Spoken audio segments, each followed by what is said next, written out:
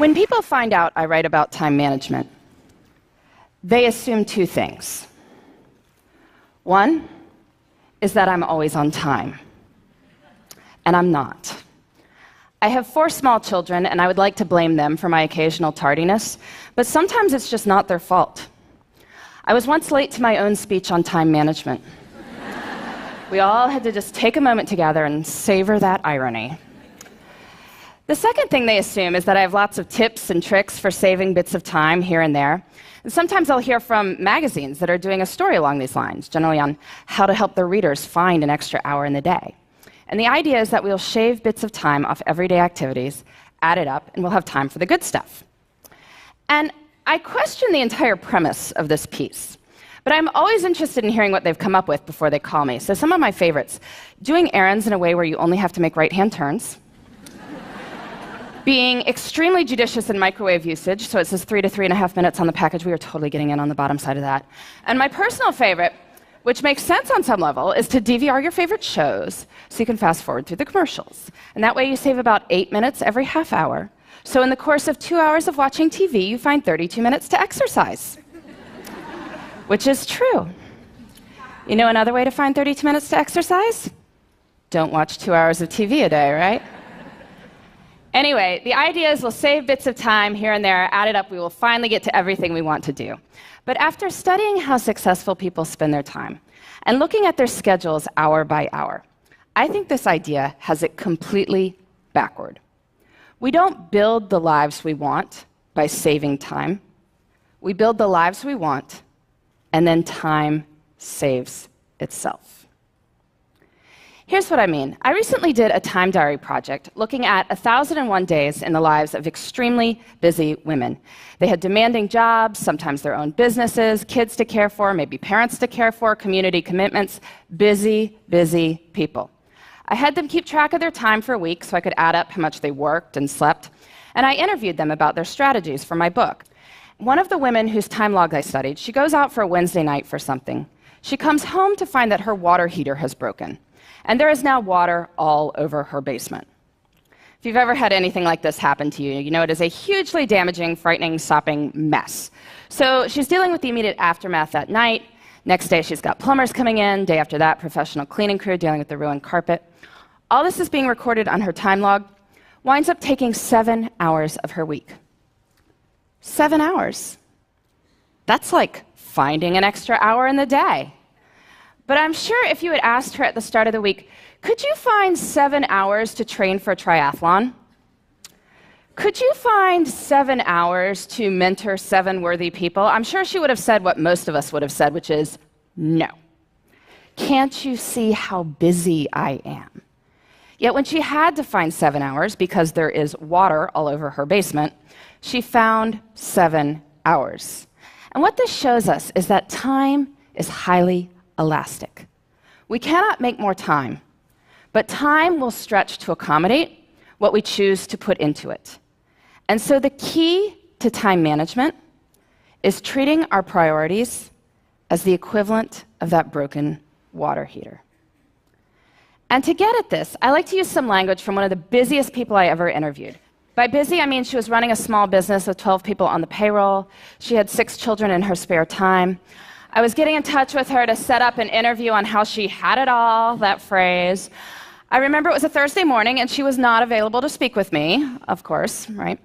But the reason she was unavailable to speak with me is that she was out for a hike, because it was a beautiful spring morning, and she wanted to go for a hike.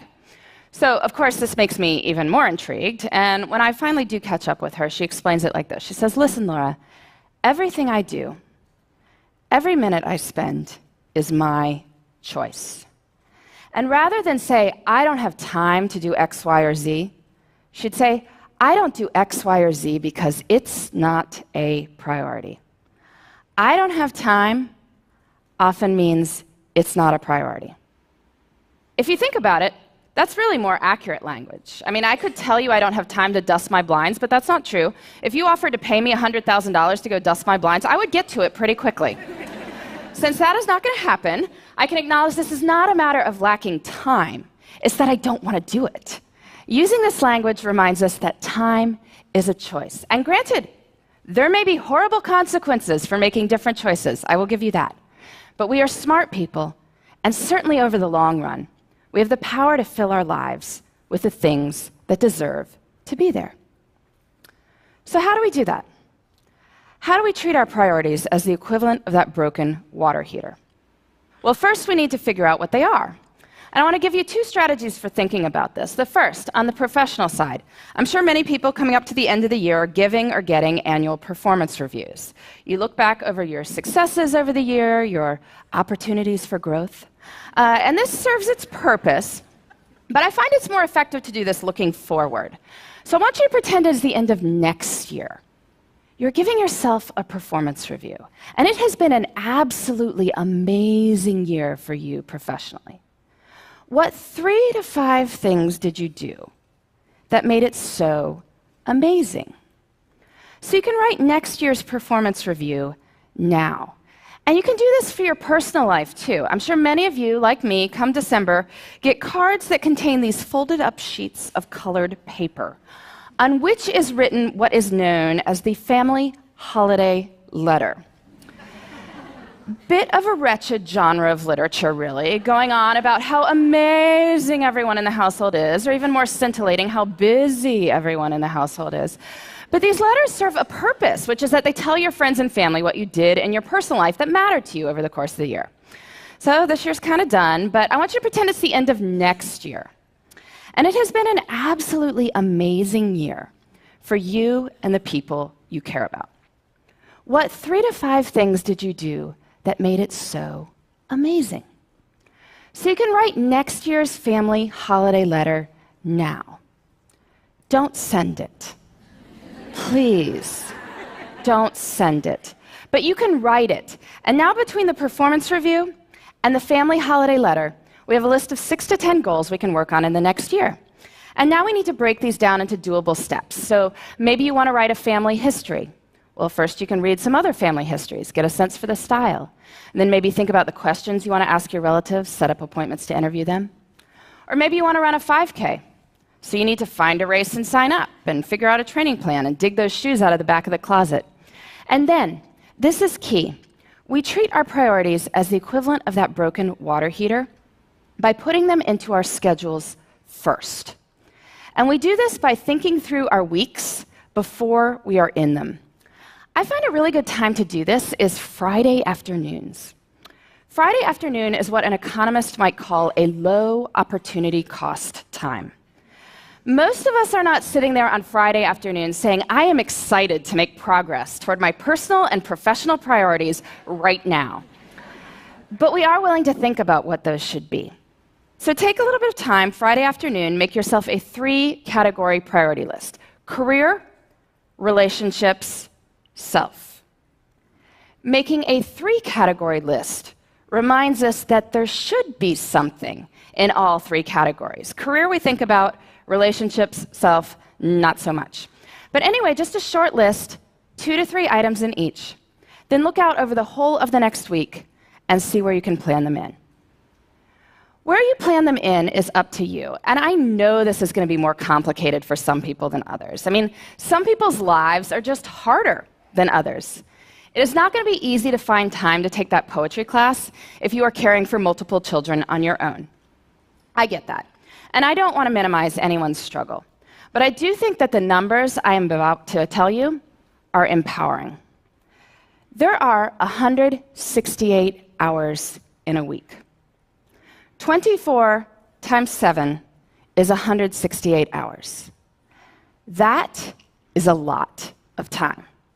If you are working a full-time job, so 40 hours a week, sleeping 8 hours a night, so 56 hours a week, that leaves 72 hours for other things. That is a lot of time.